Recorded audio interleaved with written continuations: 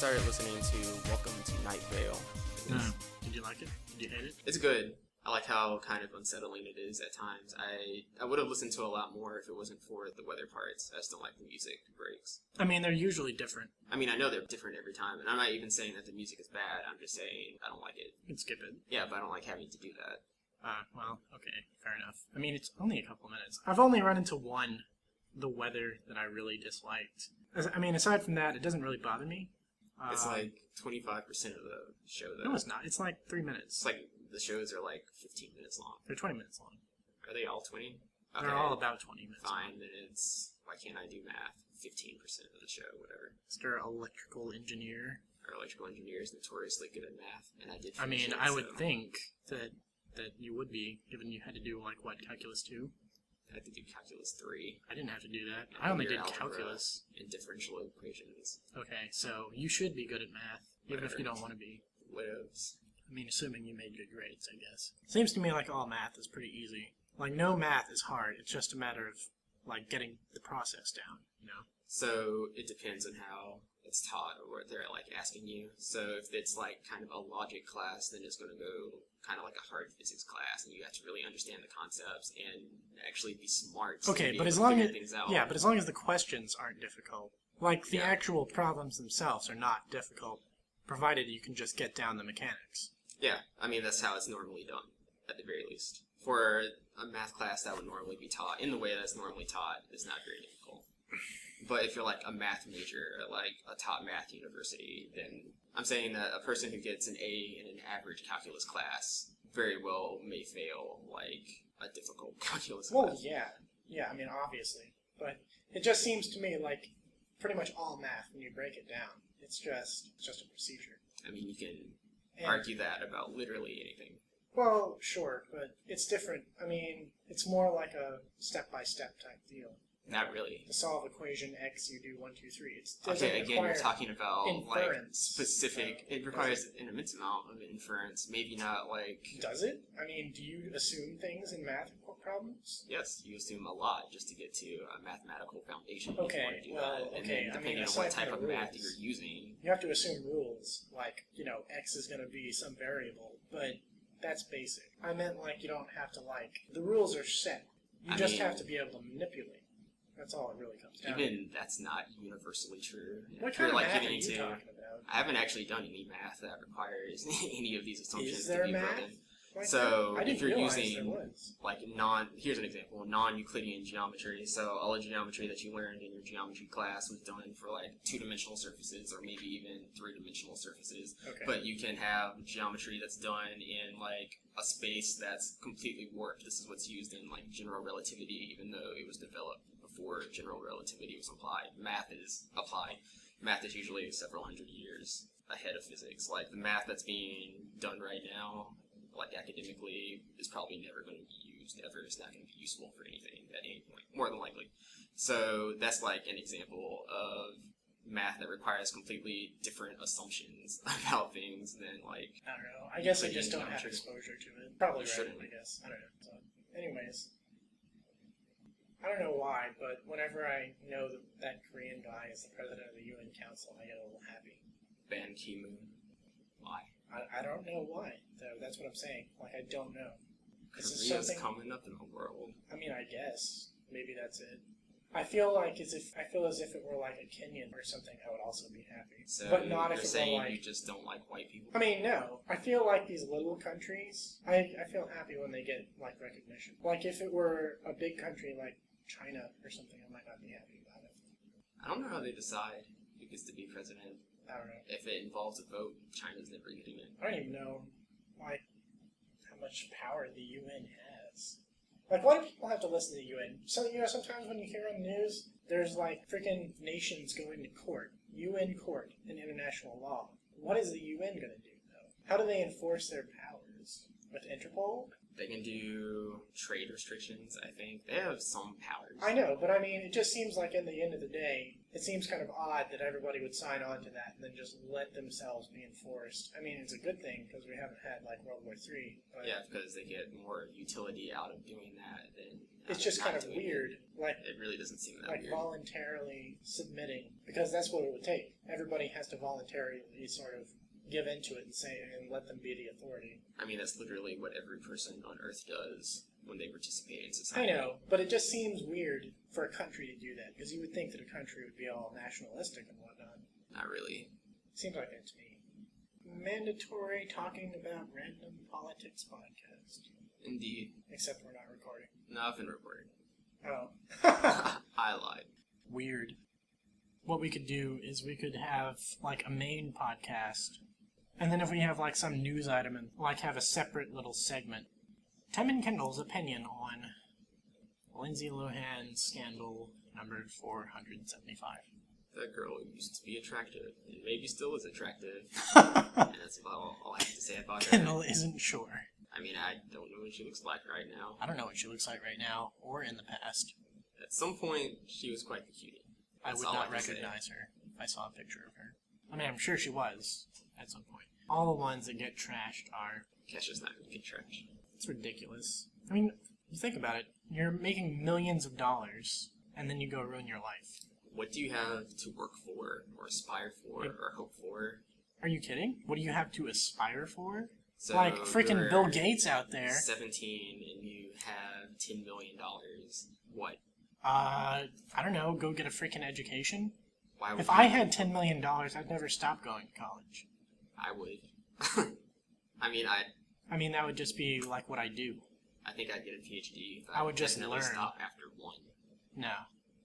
I would keep going. And even then, that's just because it's something I want. I've had time to develop a desire for that because I haven't been making millions of dollars. But this why entire would you time. stop, though, Kendall? If you have millions of dollars and you have no obligations, basically, why would you stop going to college? Why would you do anything?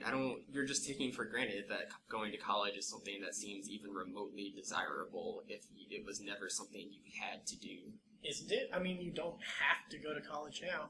If I want, like, a decent life doing things that I would find at least moderately interesting, this Well, is I the don't most know. likely way to achieve that. I mean, you say that, but if you got a place to live that's relatively decent, I just feel like if I had somewhere to live that was meeting my needs, and I wasn't like really particularly wanting anyway, I could be okay with being poor.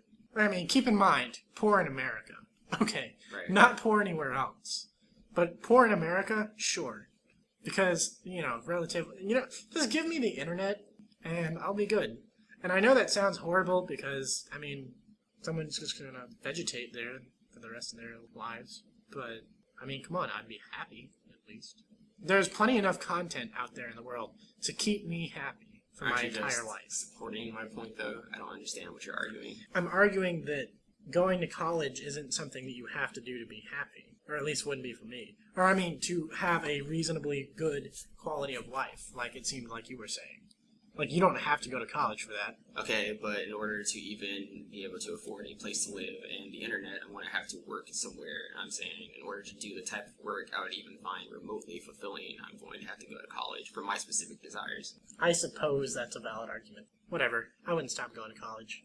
Or, I guess I might if I had some much more interesting hobby to take up. I'm just saying, if you're 15, 16, 17, and you're making millions of dollars, and you're going to Hollywood parties, and you're living the stereotypical American dream, there's nothing left for you to aspire for if you're an average person. Does the average person really want to better themselves through education? No, they don't really care. Lindsay Lohan probably isn't especially bright. I'm not saying that she's stupid. Maybe she is, maybe she isn't, whatever. But let's just assume that she has average intelligence, that she has average intellectual inclinations, then she doesn't care about education. As far as like her career aspirations, she was already on top. She already has all the money she needs. What does she want in life? She doesn't really want or need anything other than chasing the next high. And this isn't me like That's lame. That's exactly what I would do though. Like I Is can't it? even imagine not doing that.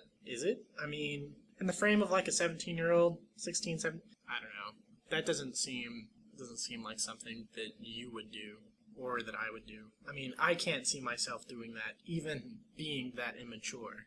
I guess it depends on what you're considering that. I don't mean specifically spiraling into drug use. So maybe if I was around that culture, who knows? But I just meant having millions of dollars and stagnating. That doesn't make any sense. Yeah, totally. At least I'd be maybe not stagnating. I don't know. I'd travel. I'd probably try and produce so much stuff you could do or something. Yeah. I mean, you could do anything with that. Even back in high school, back then, we used to have conversations about how we need to just become billionaires and then fund scientific research because no one else is.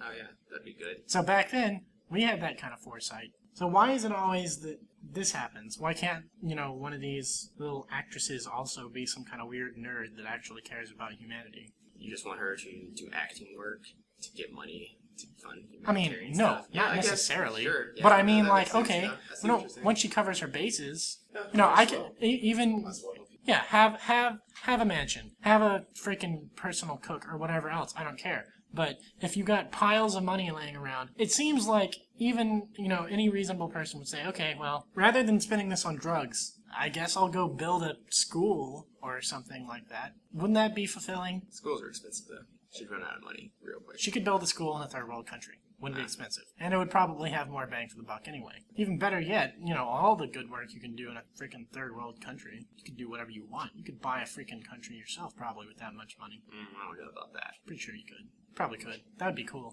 Think about it. I don't know if any countries are $20 million cheap. Maybe not in an established country, but you could buy a sovereign piece of land. I mean, no one cares about that. And then you could improve it and make people come live on it because it's so great. That's stupid. And then you could have your own nation.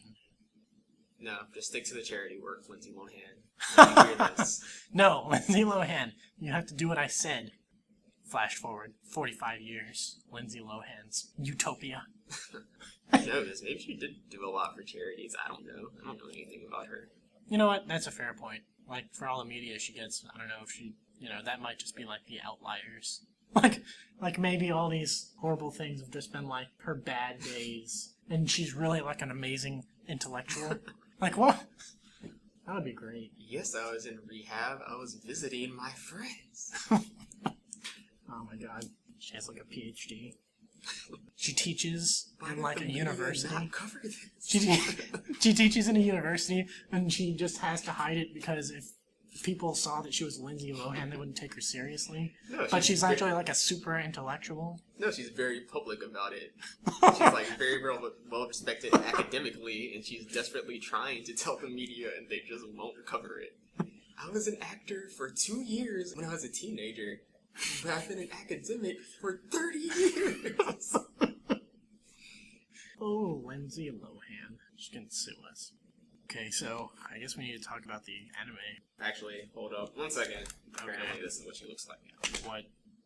Okay, well that's just one of those pictures that the media loves to throw out there. That's like one of those frickin' stupid little tabloid pictures. Yeah. Whenever I read those things, I always bust out laughing. Why do you read those things? I mean, like when I'm checking out in a store and it's just like sitting there and it's got like a picture of like Michelle Obama and like a horrible photo of her like angry and like Obama cheating scandal, Michelle furious.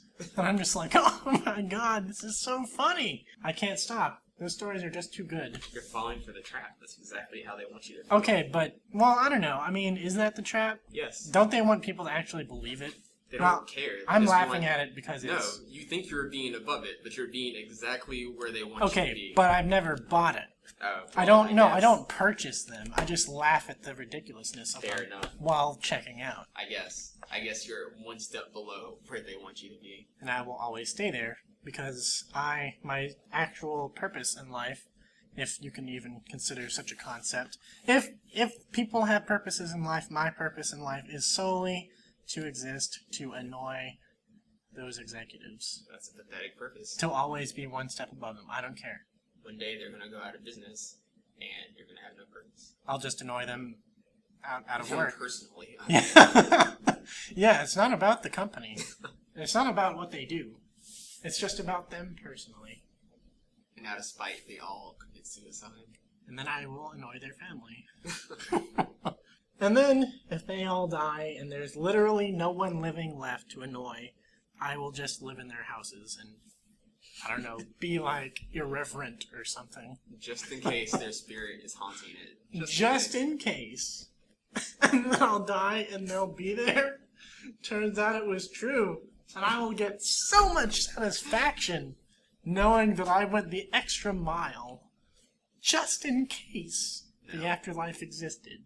This is a stupid topic. Oh, man. Okay, so yes, this is the mandatory talking about anime that we don't actually have anything to really say about podcast. And only 35 minutes in. So we're going to talk about Riding Bean and Space Adventure Cobra. Oh yeah, I'm Tim Trent. And I'm Kendall Davis. We're both in Mobile, Alabama right now. If that's something you care about. It should be, because it shows that people in Alabama aren't the media stereotype. Well, okay, it doesn't really show that. And to be fair, I don't live in Alabama most of the year. Well, you used to. Although, just as a side note, the stereotypes about Alabamians do kind of bother me, which is weird because I don't actually feel any sort of attachment to Alabama itself. It just bothers me that these stereotypes exist. Do you think they're inaccurate? I think they are. I mean, okay, there is some truth to the whole idea of, like, redneck racists and all those crazy stereotypes. There is truth to that. I am 100% certain that those people do exist.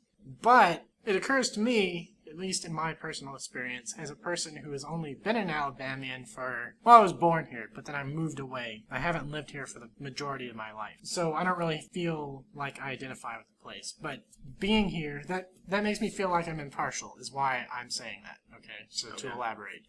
That makes me feel like I'm impartial because I don't really care whether or not Alabama is really like that. But that said, as far as I can tell, it's not really like that.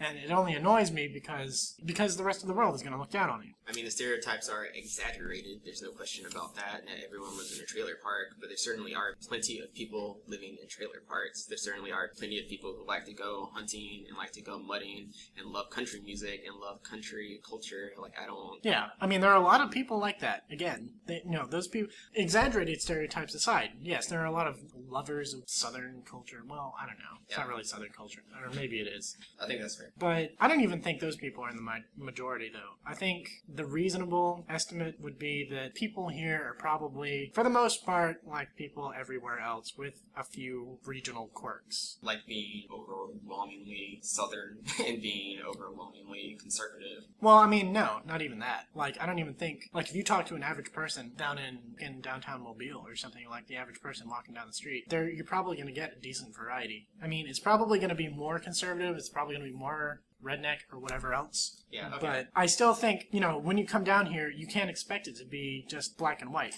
So I will say that Mobile is probably at least one of the more liberal cities in the state. So I'm not sure using us as a basis for the rest of the state is the most accurate thing to do. Well, I'm just saying from my personal perspective. Again, I don't really care that much, but it is one of those little things, when you hear on like a comedy show, just like those idiots in Alabama.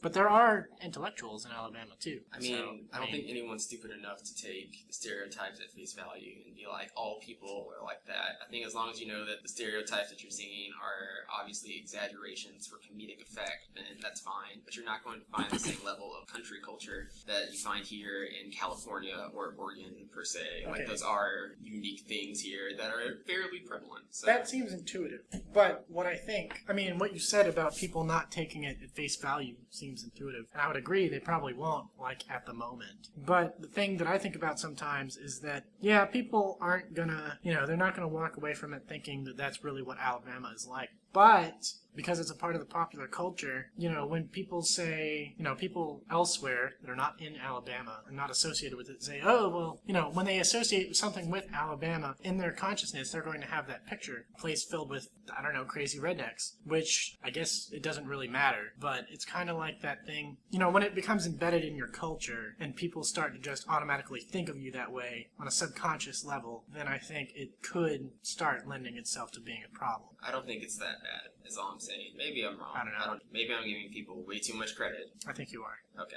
fair enough. And Cal, you are just, man. I'm hopeful. Hopeful. I have faith in people. Yeah. Is that the Well, I insult don't know. you're trying to deliver to me? I'm not supposed to be offended by that.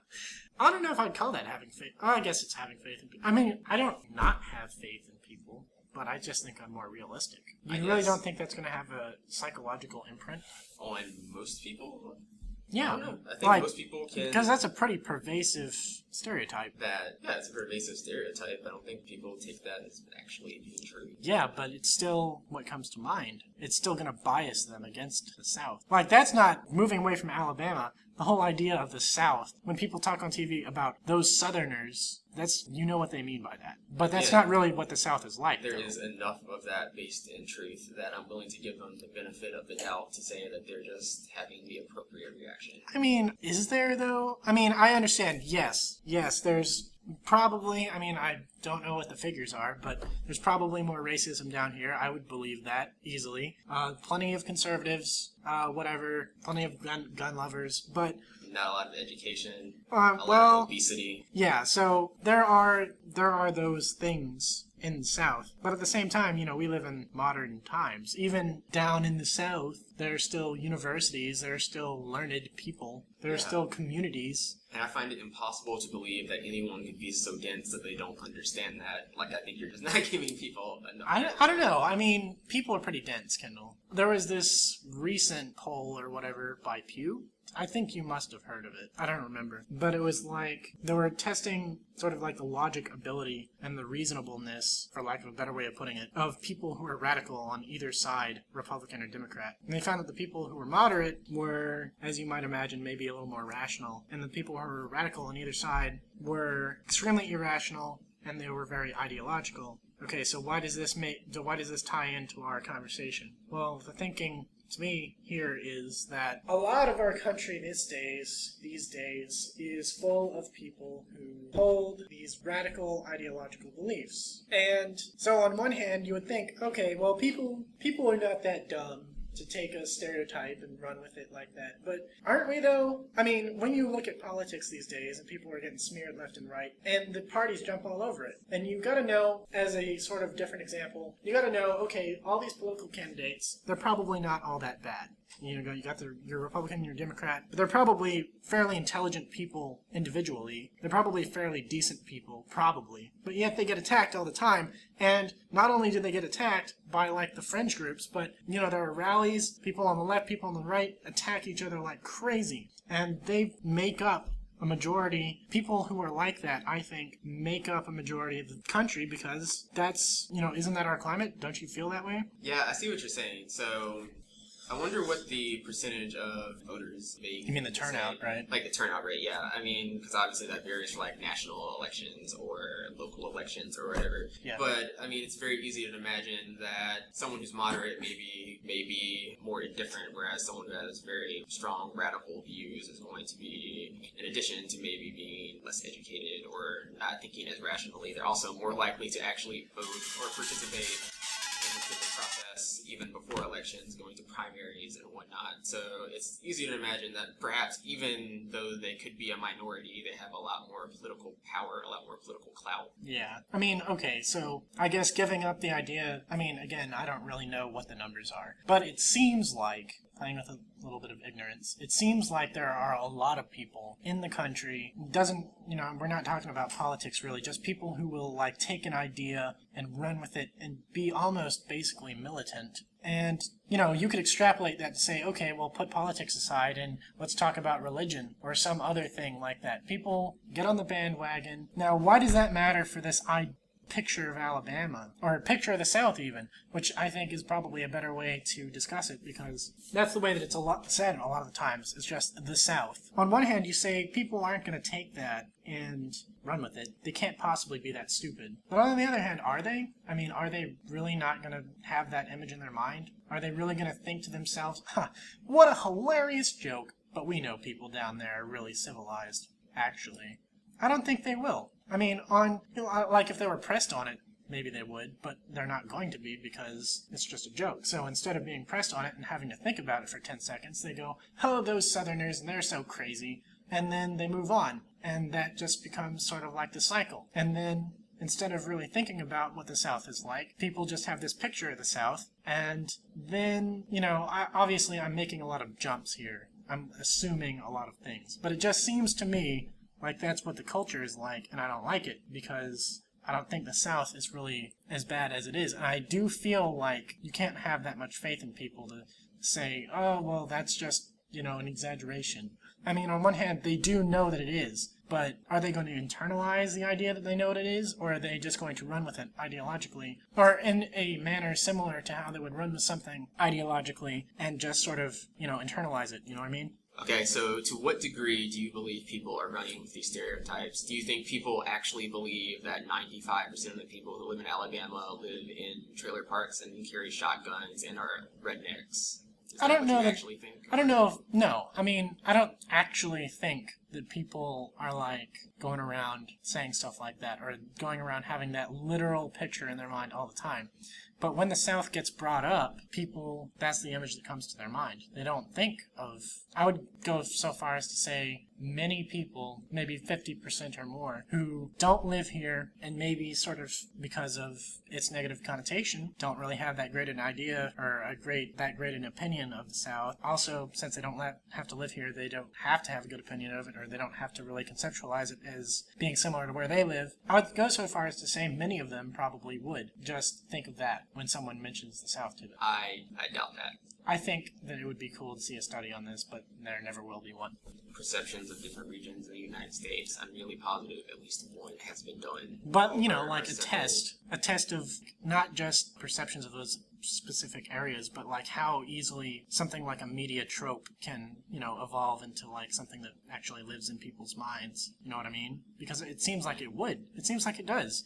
How could it be so common to use the phrase "the South"? I'm sure there have been a number of studies done on this. This is like a very common topic, generally speaking, in like intersectional feminism, how stereotypes and perpetuating them will affect people in their perceptions, even if they don't think it would, and yada yada yada. So, I mean, I'm not sure how good the studies are, but because I didn't think about that a lot. Yeah, it seems like it would fit right in with feminism, or I guess the more legitimate branches of feminism.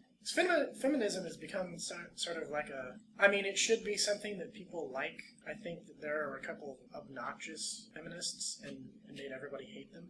Yeah. And then it's kind of ironic. Aren't they trying to promote whatever openness and everything else? And the very same movement is, now making people hate them even more.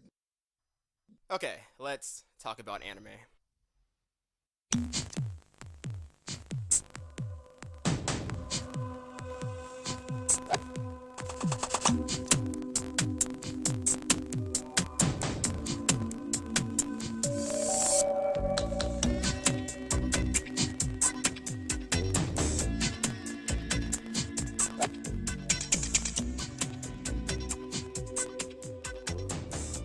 So, Space Adventure Cobra. I think I'll just go through the plot.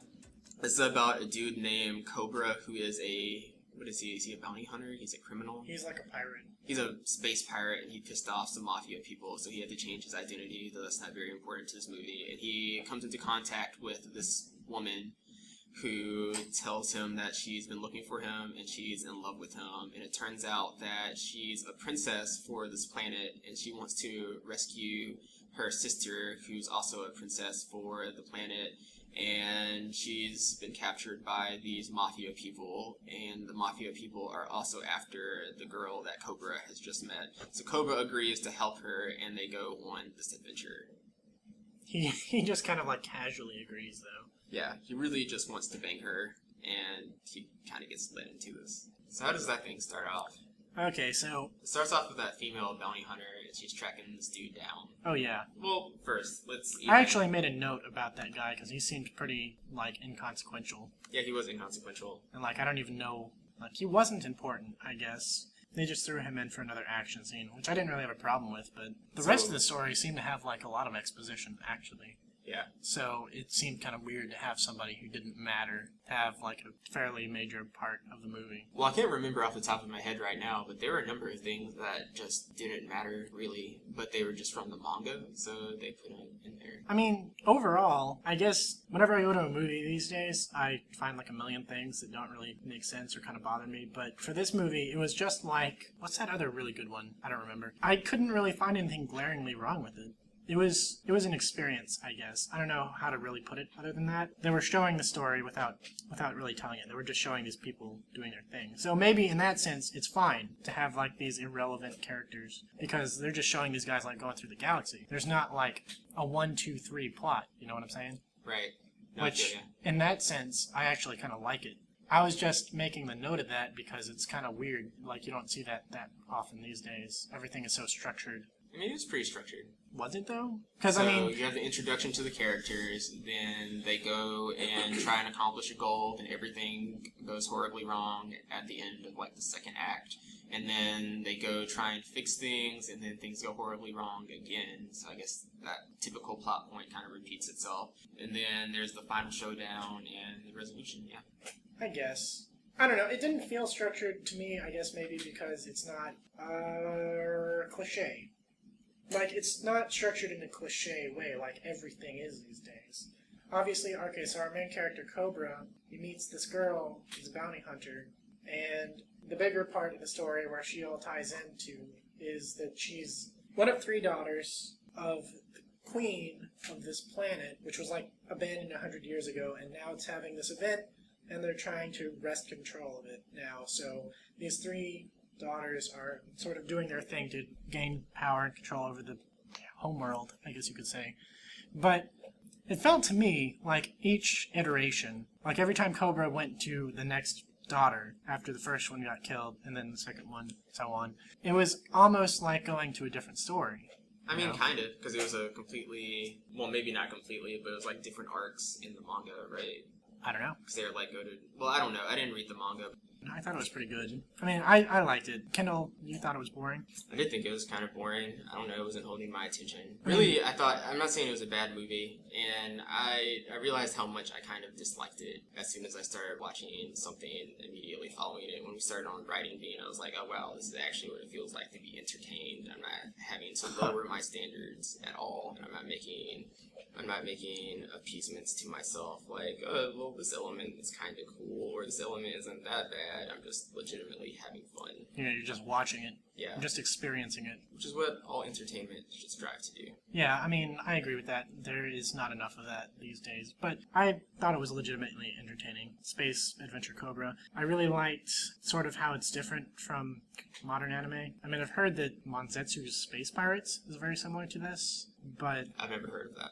I've actually downloaded it. I've actually downloaded a ton of animes that I've never watched before with the idea that I would watch them eventually. But anyways, I really liked the style. I also liked sort of the art. Okay, that's a generic thing to say, but I did think it was pretty unique as compared to like other stuff, and maybe I'm just not familiar with like the time period. I didn't like the animation. The animation, like if someone jumped, they'd rise really slowly, and they'd especially fall very slowly. The quality wasn't that good. I mean, it was 1982, so obviously cut them a break, but still. That didn't bother me. It's precisely for that reason. I mean, bad animation never really bothers me. So, this is a ridiculous comparison, but I'm going to make it anyway. If you wanted to compare it to, like, Disney animation in the 40s, Disney animation was a lot better. So, it's not like being 1982, you can cut them all the slack in the world. But I guess you have to consider, like, their budget or whatever. I mean, they probably had a lot lower budget. Not to mention, I mean, Disney films are a little special. They're a little different. Yeah, I mean, they have infinite money thrown at them. But so, Blade Runner was made in the same year as this movie, 1982. And in Blade Runner, you can see Blade Runner obviously takes place in the future, and everything in the future is, like, run by Japan, because that was the fear at the time. Whereas right now, the fear is, like, China is going to take over everything. Japan was the economic power that was growing at this stupidly high rate, and that everyone thought was going to be, like, world dominant. So, and this is even before the bubble happened, because the bubble, I think, started in 1986, this movie being made in 1982.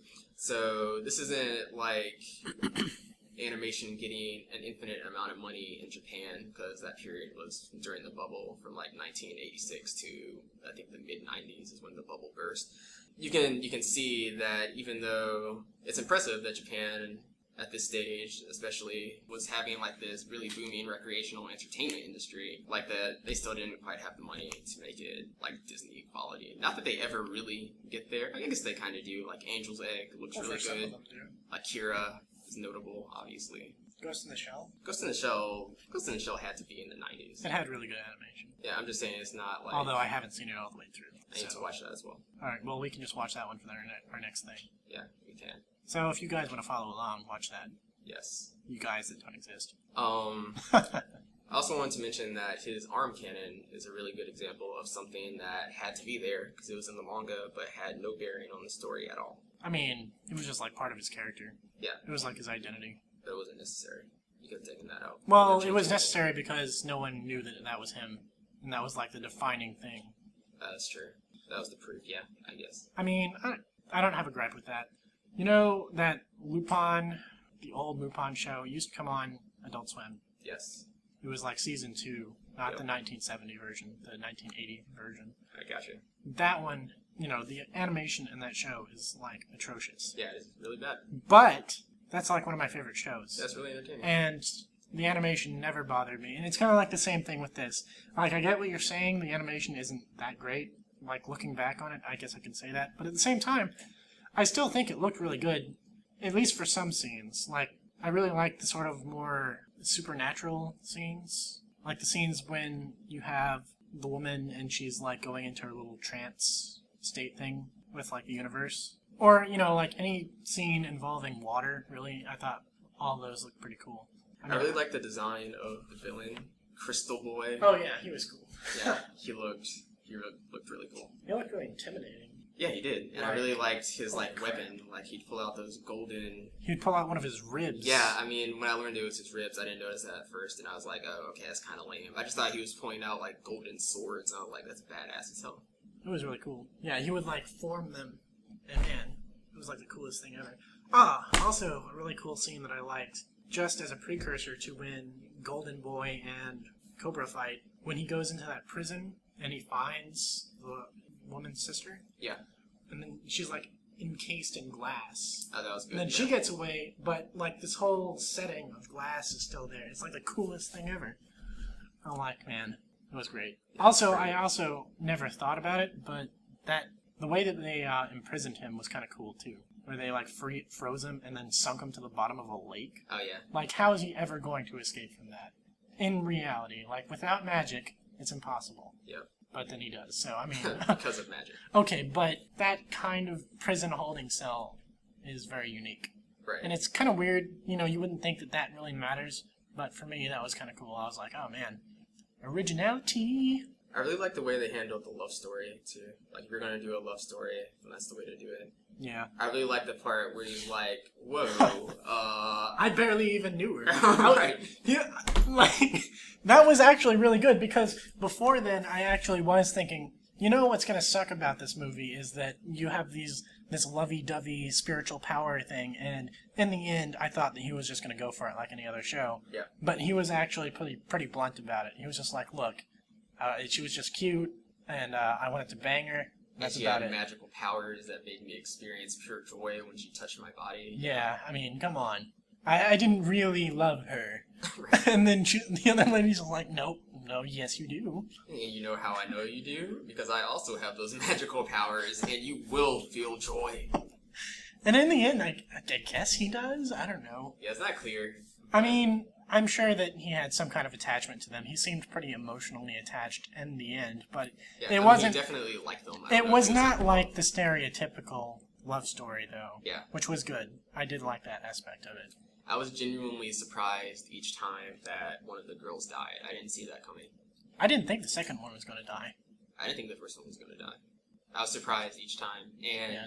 I guess my only complaint, and this isn't even really a complaint because I really do applaud them for doing that, but if I'd felt a sense of danger, I would have enjoyed the movie more. Because you just never expect these characters to die, and it's a pleasant surprise when one does, but if I thought that maybe they would have, and I was actually concerned up until those points. Oh, I would have yeah. been a lot more emotionally invested. Like, I know you don't like Attack on Titan, but that's the thing that they do very well. It's like, oh, I don't want this character to die, and I know this character very well could die. It would still be good if a character you don't expect to die dies. Like, that's shocking, and that has emotional impact, but it's so much better to be concerned the entire time, because that way you're emotionally invested the entire time. Unless you have other ways to be emotionally invested, and this movie didn't really have that for me. I don't know. It was good. I mean, I guess in the end, there's not that much you can say about it other than it's good, and it's not cliche. I don't think it's bad. I guess it's good, but I was not entertained by this, and I don't think that most people would be entertained by this, so I would be very hesitant to... The action wasn't bad. The action, some of the action was well animated, and as I've said before, I think some of it was very poorly animated, so cool. It was a good movie. You should go watch it if you have nothing better to do. I would say it's good. I wouldn't say it's average. I would say it's good. Especially in comparison to, like, everything these days, which is just horribly, horribly cliche. Go see this movie. Yeah, it was less cliche. It wasn't cliche at all. I disagree with that, but it was less cliche. It was as cliche. I mean, this was before the sort of space piratey type things like, I guess, Cowboy Bebop and Outlaw Star came out, Kendall. This was before. This was when they were first starting to mix. Okay, like, so I'm not making these statements Space like, Outlaws. in the context of 1982. I'm saying for a person living in 2014. Okay, but man, Kendall, you gotta live in context. No, that's stupid. I uniformly reject that idea. I do not live in 1982. I don't care I live about in what was context. good for 1982. Man, Kendall, that's good. When I judge this movie, like, as an artistic endeavor, I will judge it by 1982 standards. When I judge it as, like, am I going to recommend this to people, I judge it by 2014 standards. Okay, and fair enough. if someone disagrees with me on that, you're an idiot, and I will never take your recommendations ever. You're not an idiot. You are. Join my club. No.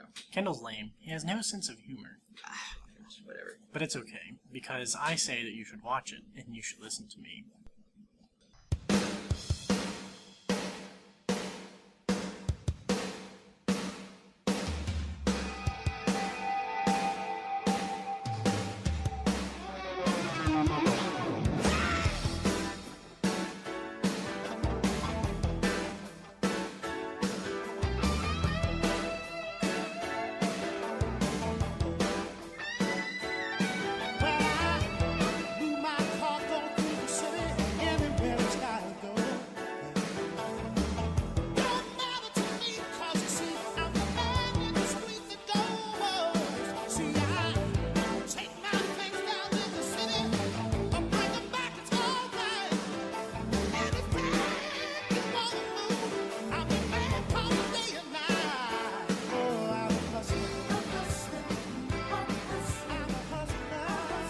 We also watched Riding Bean, which was produced in 1989. I was sure this was made in the early 90s. 1989, though. It was only 48 minutes long. It was an OVA.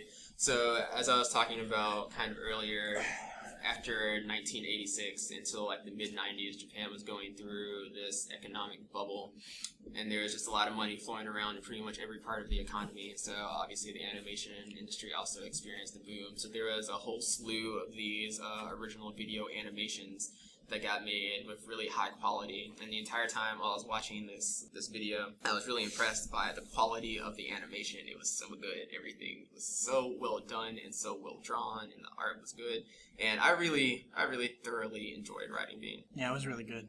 I really liked, I know that the animation itself was good, but the thing that I liked the most about the animation was all the angles and stuff. I thought basically the art style was better. I like it. I prefer older anime art styles to like the stuff we get these days.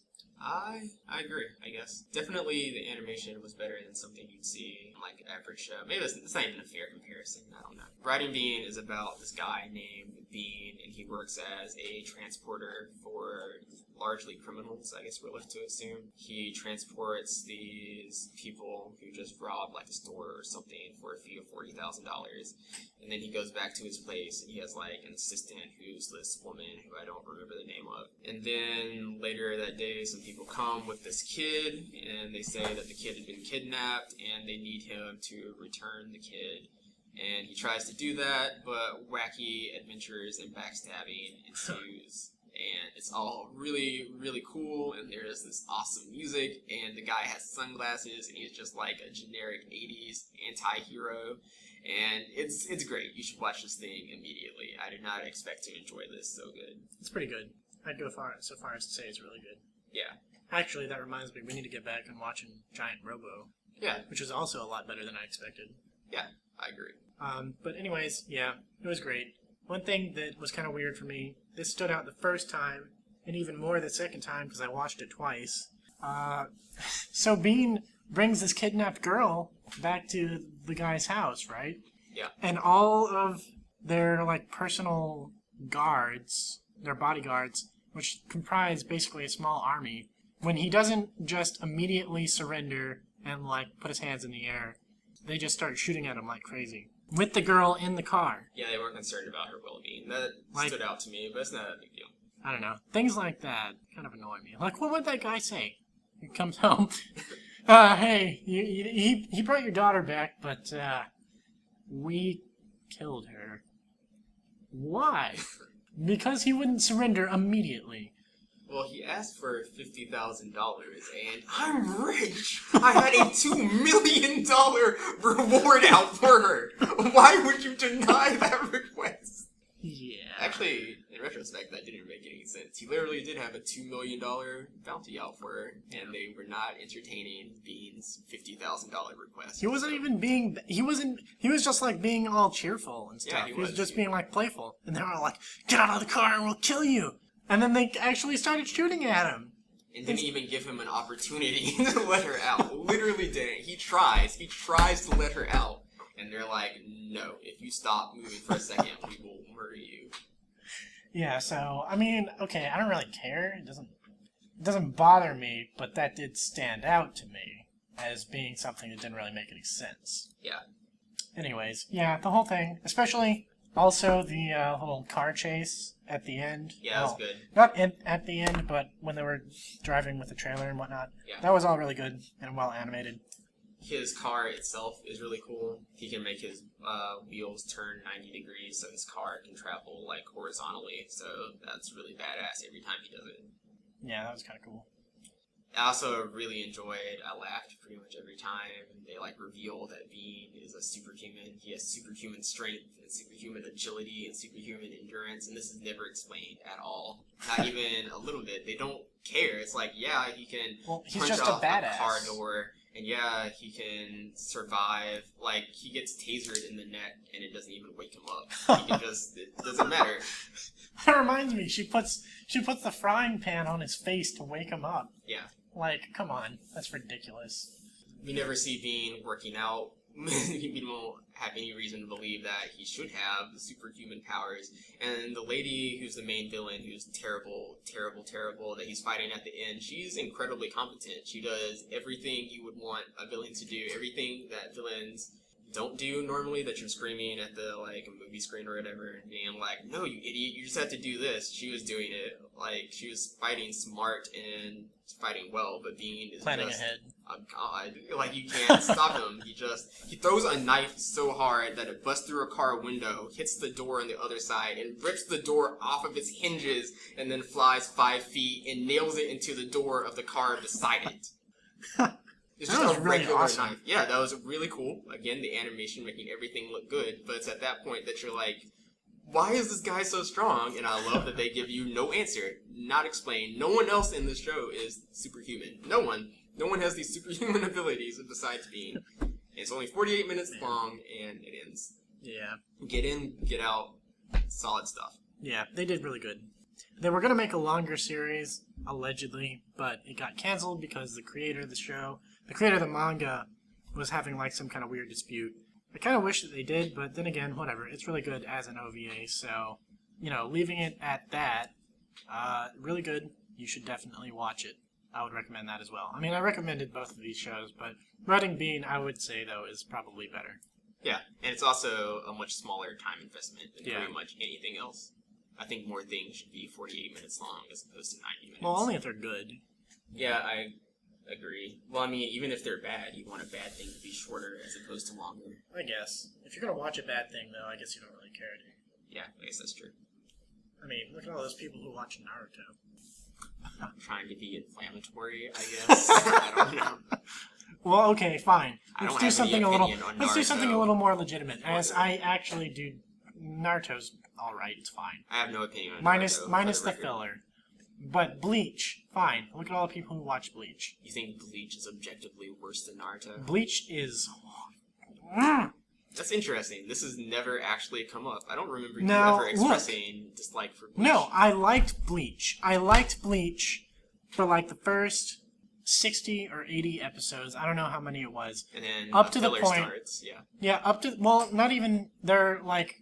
After that, even disregarding the filler, if you go into the whole Arankar, all those arcs, the arcs when he goes into the other world, where all the Hollows live and everything else, I watched so much of that show. I watched like 200 more episodes. Okay, that's probably not right, because I don't remember how many it was, because it was so many. But I watched a lot of them. And I stopped after watching a lot of them because I was like, look, the first episodes were really great, and I've been waiting for this series to get good again, and it's not happening. They drag everything out. They do. So long in that show, and the payoff is not worth it. That's what because shonens do. you know what the payoff is for Bleach? Ichigo is gonna power up somehow, and then he's gonna beat his next enemy. That's what the payoff is. In Naruto, I at least get it, because some people die, and not even counting that, it's kind of interesting. They at least bounce around to these different sort of plots. But the one plot in Bleach is just to stop this guy, and after so long, you really just don't... I don't care anymore. And it just became a horrible grading experience. I don't really remember. I haven't read either of these things in years and years and years and years. And so when I was reading them and watching them, I was in the target audience. And so I liked them, and then at some point, I just kind of stopped. So, I don't know. I'm not willing to say they're bad. I'm not willing to say they're good. They should have kept it like the first part of Bleach. It goes from the beginning of the story to the end of the arc where he rescues Rukia and all that good stuff. The Soul Society arc. Yeah, and Aizen disappears with his 3 little pawns. They should have kept the whole series like that. Maybe made it another 40 episodes so you can resolve the whole Aizen thing. And that would have been so much better, because the first part of Bleach was just amazing. Even now, it's still really good. I mean, I wouldn't like it as much, but it's still really good compared to compared to generic shonen manga or anime. I don't know, what's a relevant comparison? I guess Yu-Gi-Oh or something like that. It's good. Comparison. It's definitely better. Comparison. Okay, And I'm well, not let's willing think to of agree another with one. you on that one either. I'm trying to think of another one. I don't think you read enough Battle Shonen or watch enough Battle Shonen Well, to make an okay. accurate comparison. Fine. I'll concede that. Like the most recent top dog Battle Shonen show is Attack on Titan, Yeah. which is excellent. Which I did watch. I watched the first 6 episodes. The show is so good. And I was like, come on. This is a little over dramatic, man. I don't see. I feel like you're just not. It is over dramatic, and I know the guy who's directing it knows that it's over dramatic. It's the same guy who he's directed a bunch of really popular stuff. He directed Death Note, and you know how Death Note had that over dramatic flair. I Yeah, write in my but I notebook. loved I take that. a bite of the chip. Yeah, it's the exact It same thing. was awesome in Yeah. Death Note. But, okay, I guess I can't really speak for Attack on Titan because I haven't watched it. But the parts that I saw, I was just kind of like, okay, I get that this is a horrible moment. Okay, this kid's mom is dying in front of his eyes, this Titan. But Yeah, it hurts you if you have a it didn't. soul. It didn't hurt me. Go, okay, Because well, I was there's your like- answer, I ladies was- and gentlemen. Okay, look, Kendall. I don't want to get into a philosophical discussion with you right now, but Yeah, you can try. no.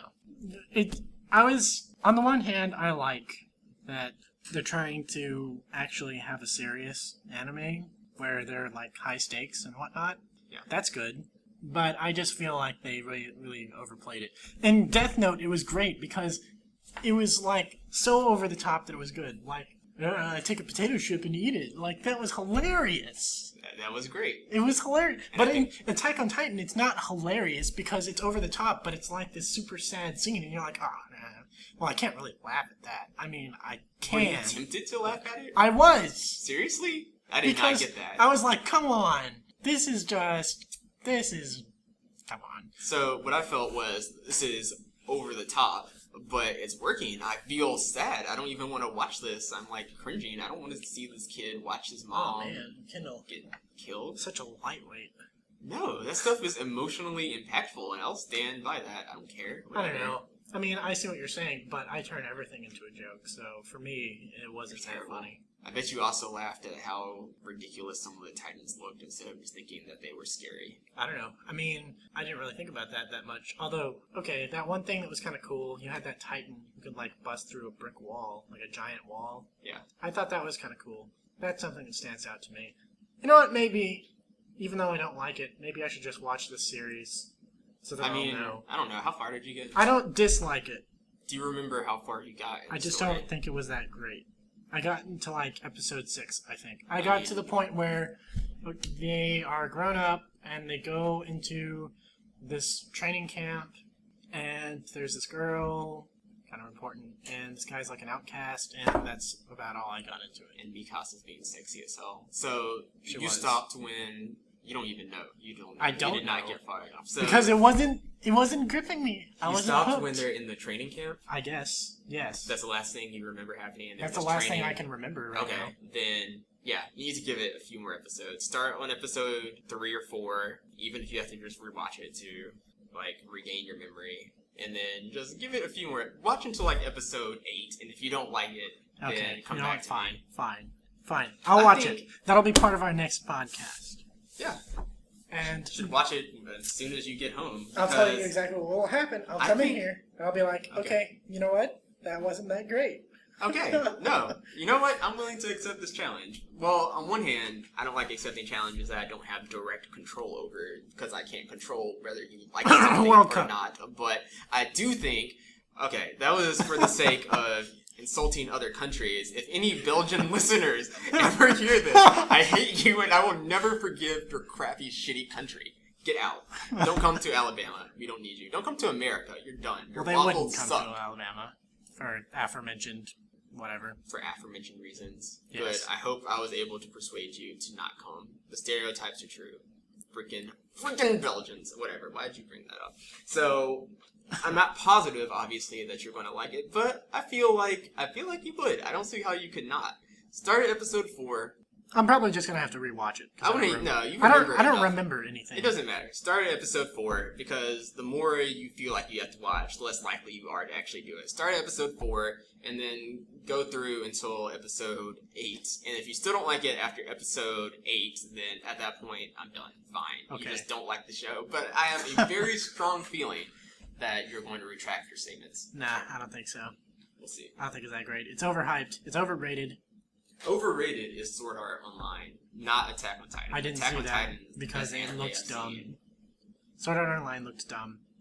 It looks like that generic, common anime style. I don't Yeah, like it does. those. I have to have some. There has to be something unique about it for me to even want to consider watching it. Sword Art Online had maybe not a unique premise, but an interesting one enough. But going slightly back to the Like- feminist discussion, I was enraged at that show on entirely feminist grounds.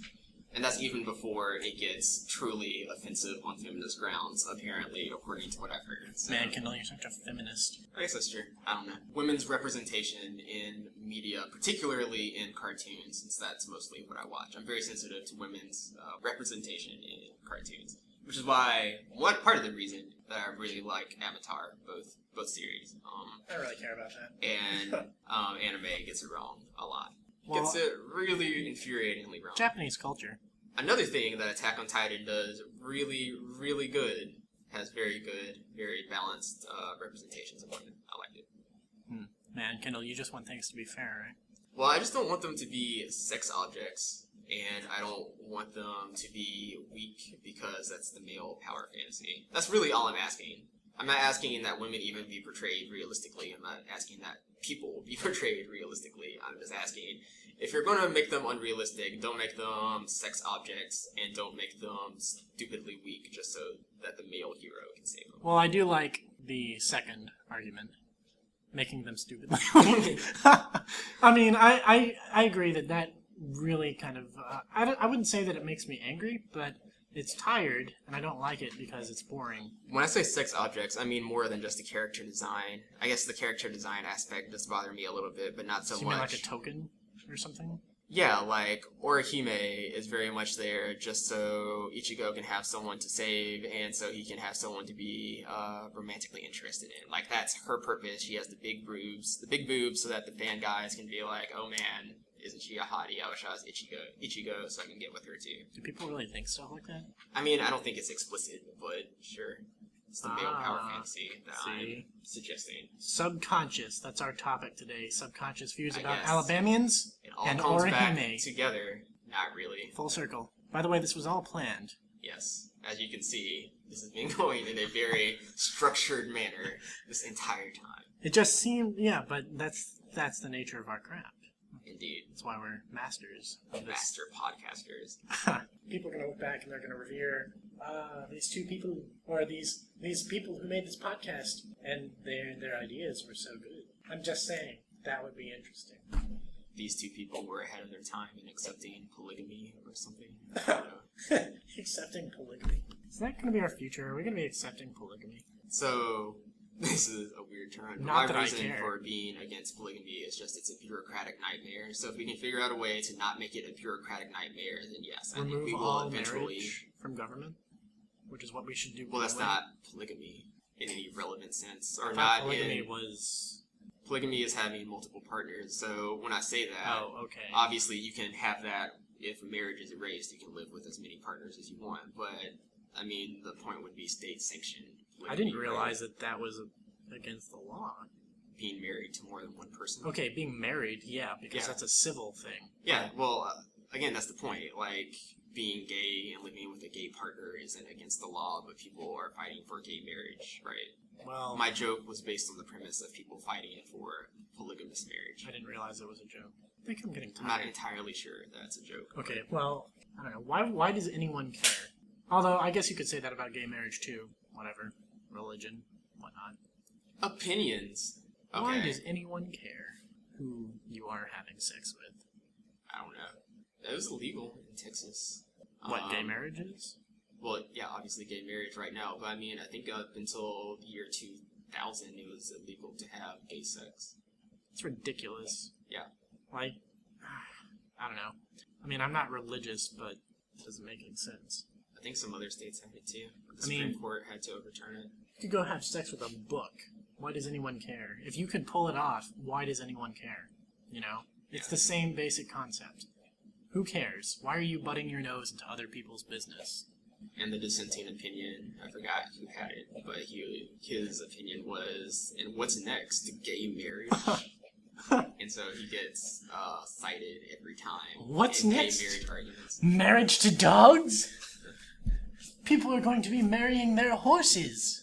I don't care either. I mean, like a lot, but that's doesn't make I've heard that sense, said but recently. whatever.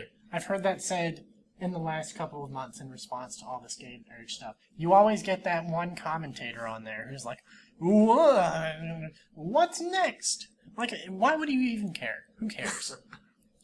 Chill out, commentator. Really, but why? You know, if some guy gets married to their dog, why do you give a shit? You know, it doesn't affect you in any way. I guess you could argue on pretty pragmatic grounds that there are ethical reasons to not have sex with a dog. Maybe that constitutes rape on the dog or whatever. I don't know. I mean, can you rape something that's not sentient? Well, yeah, that would be the exact question, right? So if rape is having sex with something that, Non-consensually. yeah, But if something does not have the ability to have then it consent is or not give it, consenting. well, but it's okay. Unless But some that's a moot point though, because it doesn't. Is it? There is no consent to be had in that situation. If something doesn't have the ability to consent, then It's an ethical position. That's fine. I don't know. It seems like logically you would say, well, then it's kind of not really even worth discussing. It seems weird to me that killing animals is perfectly fine. Killing them and then eating them is fine, but the idea of having sex with them is outrageous. So, I mean, from that perspective, I don't see what the big deal is, but I'm not What's sure. next? We'll be killing and eating animals? We'll be savagely murdering them and Will we be- consuming their flesh. Will we be drinking their milk? Will we be forcibly impregnating them? Oh man, reality is a weird place. Oh man, that's great. And on that note, signing off. Yep. See you later.